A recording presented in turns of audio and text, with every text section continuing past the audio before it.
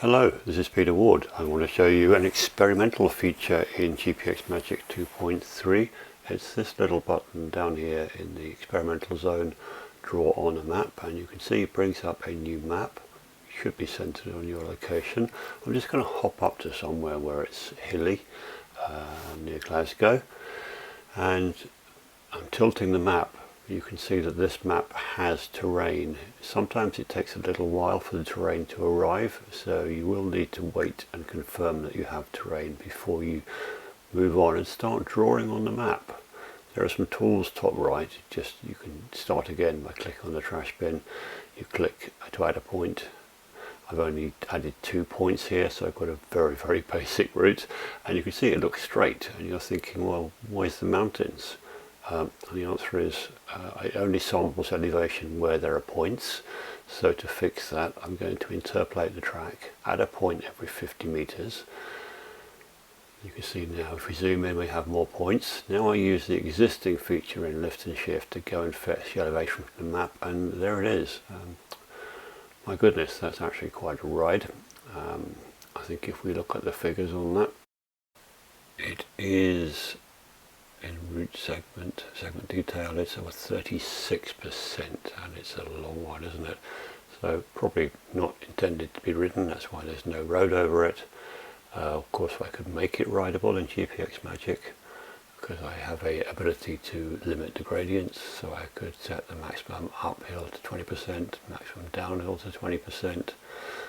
Let's just flick across to the profile view, and we can apply those limits. And it brings down the worst of the hills.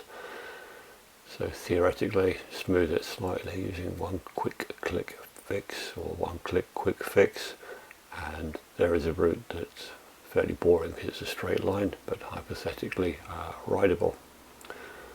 And there we go. So that might appeal to some of you. Personally, I find routes more interesting if they have some horizontal deviations as well. But that's okay, because we can go back into the map. Our route is still there. It may take a little while to spot it. We can edit this route by moving endpoints or just by dragging on the line, which will actually add new line segments. So I could spend a few minutes and try and make it follow that road that goes around the hills.